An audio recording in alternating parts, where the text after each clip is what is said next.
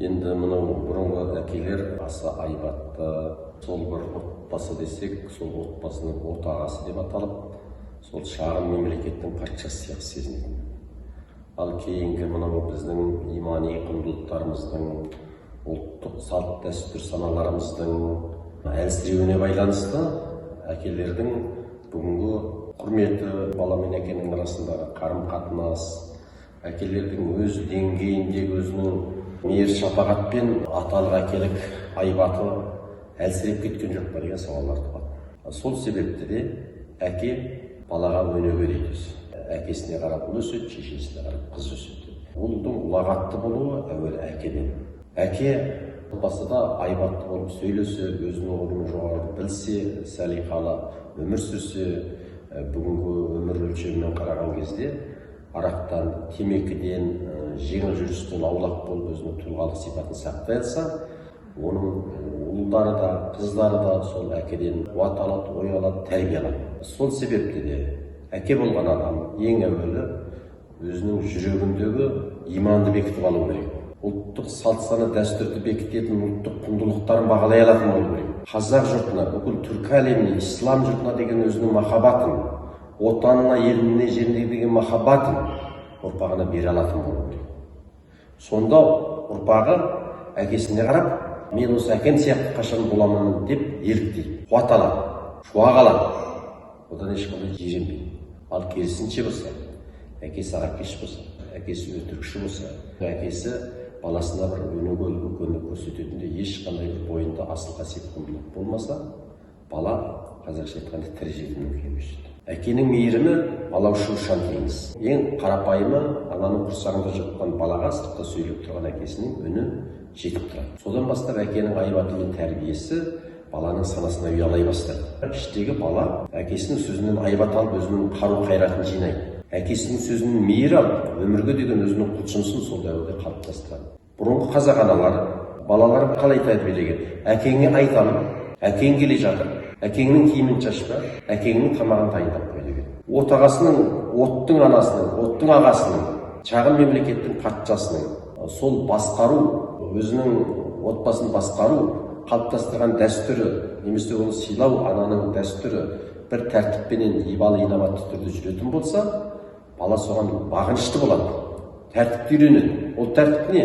Бауыржан Момышұлы айтқандай, тәртіпке бағынған құл болмайды деген сияқты. Құлдық емес, немесе көне салт дәстүр емес. Әкенің отбасындағы, қоғамдық ортада орнын бекемдеудің қарапайым баспалдағы. Одан әке де мейірленеді, бағаның алдында сөйтіп қоғадай жабырып биіліп тұрғанына. Бала да өзінің асқар тауыменен Қормал өзенін саялы бәйтерегін көргендей болады.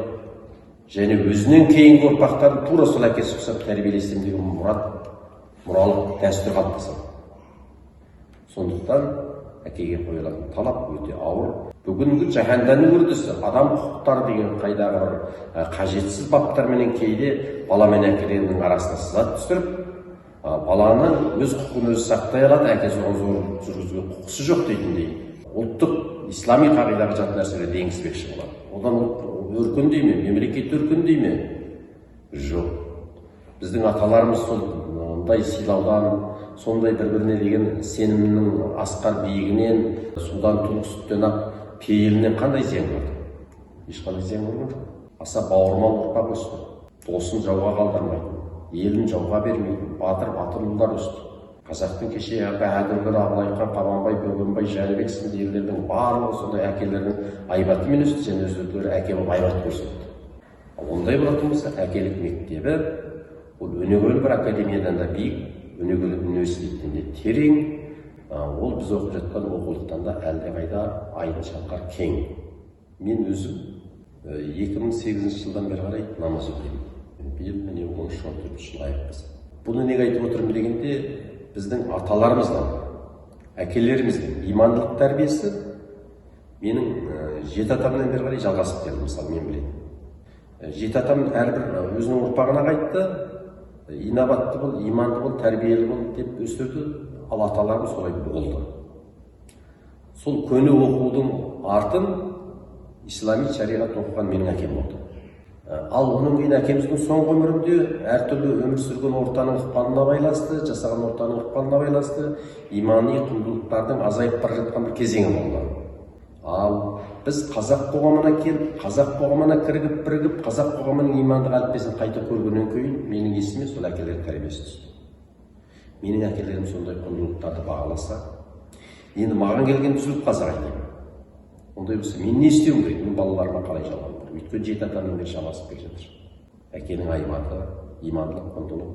Ондай болатын болса, мен не үшін теріс жолда жүруім керек? Не үшін мен имандылықты өзімнің өнеге көрсетпеуім керек?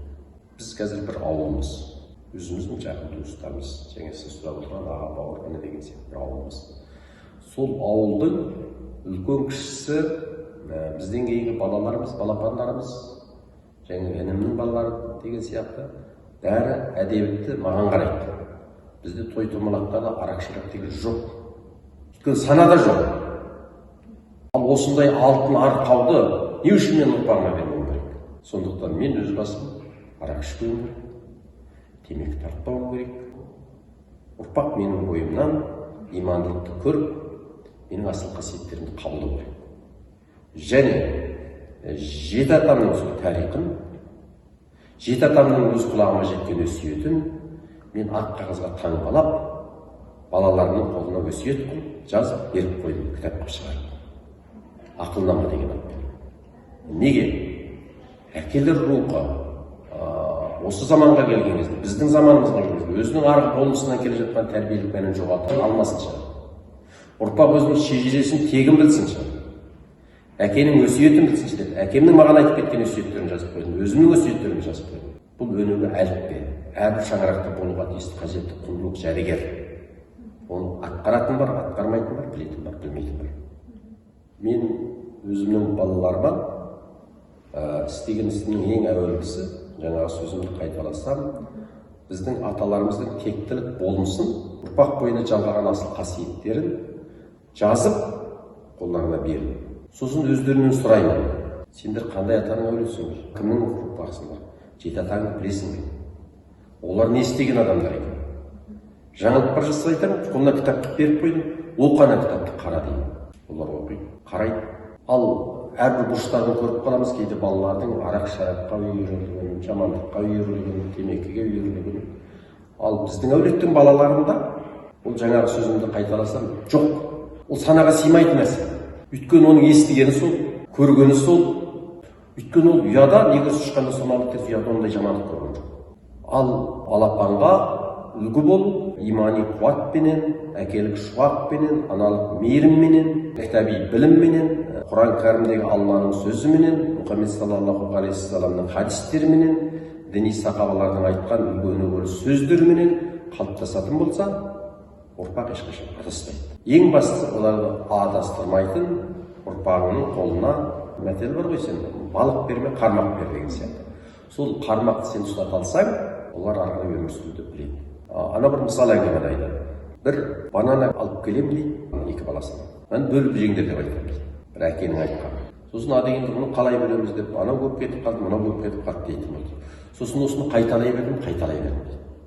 Сонда күндердің күнінде екі банана алып келдім дейді, қайда екен деп дейді.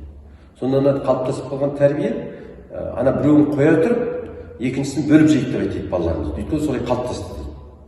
Және тең бөлек деп айтады дейді. Ал бұл не?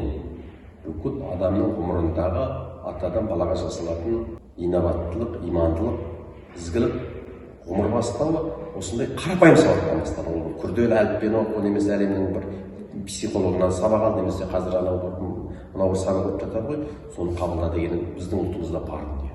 Біздің әкелерімізде бар дүние. Түркінің тасқа қашалып жазылмаған ескі заңында не деп жазылды? Соғысқа аттанып бара жатқан жауынгер, егер менің артымда кәрі әкем қалды, менің артымда кәрі анам қалды, менің жас балаларым қалды, сен соған қарай салшы десе, түркінің заңына опасыздық жасаған болады екен. Себебі соғысқа аттанған сарбаздың әкесі қалай қамтылады, кәрі шешесі қалай қамтылады, баласы жетім қалса қалай қамтылады, заңда бекітілген.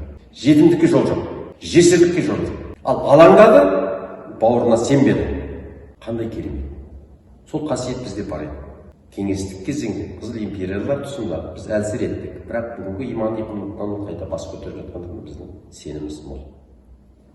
Қазір біздің орта мектептегі ұстаздарымыз, колледж, техникум, жоғарғы оқу орнындағы ұстаздарымыз адами құндылық, имандылық және ер-әйел арасындағы қарым-қатынас туралы ұрпағына тұшымды тәрбие бере алмайды.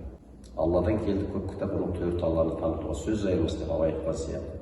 Инжилдің да дәріптейтіні сол, Забурдың да дәріптейтіні сол, Құранның да дәріптейтіні сол, басқа діндердің де дәріптейтіні сол, ізгілік ұрпағының текті адам болуы, тектілік болып өсуі. Сол тектілікпен, сол сәттілікпен, сол иманмен суарылып байланған махаббат жас отбасын бақытқа бөлейді. Албырттықпенен, ақшаның буымен, әртүрлі сауда-саттық көзқарасымен қалыптасқан жанұя, арзан сезімге құрылған жанұя тез бұзылады. Жастардың ажырасуы содан келіп шығады.